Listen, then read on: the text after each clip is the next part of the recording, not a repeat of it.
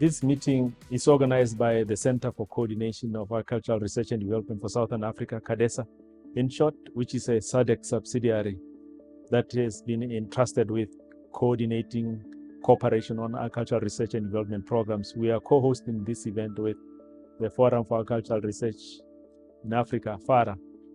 Basically, this workshop is on promoting the use of foresight as tools for planning.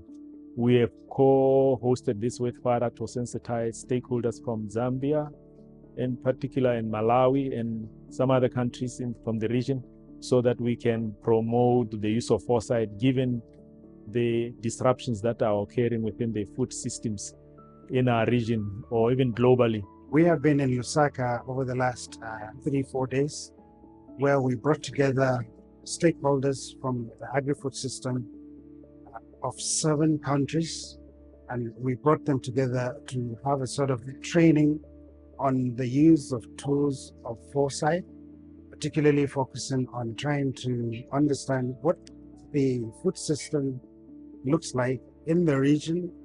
This will be cascaded down to the different countries participating in the training workshop.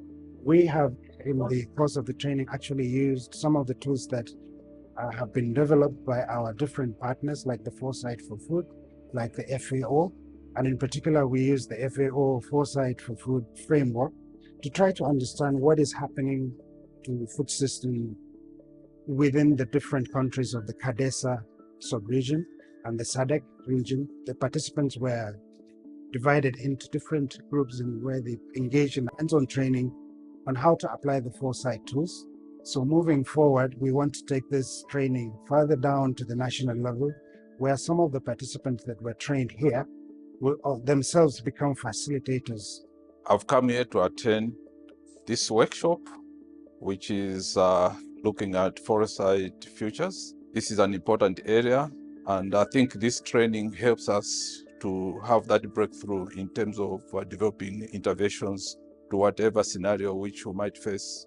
It can be food systems, it can be climate change, it can be governance, and so on. My name is Daliso Mbewe. I'm Executive Coordinator for the Consortium of African Youth in Agriculture and Climate Change and board member for the CADEP Youth Network. Considering the trends that are happening right now on the continent, particularly the drought that we are currently facing in Southern Africa, I think it's very important that we understand and start to understand the trends which are leading to these climate change and see how we can sort of promote resilience and start to adapt to the changes in the weather that we're facing in the agriculture food systems. The experience at the workshop has been very enlightening. We're excited to know that CADESA has prioritized youth organizations, young farmers, and young people in their drive to disseminate knowledge. We're very excited that CADESA has launched an app, which is on the Play Store and the iStore, which young people can access to understand the information, understand the trends and the signals which are leading to the current climate crisis that we're facing today. This workshop is giving me insights on how we can use strategies of the foresight or the strategic foresight and how we can use them on communal land. So looking at the signals and the trends that come out of communal land and how farmers and how we can use that for future scenarios.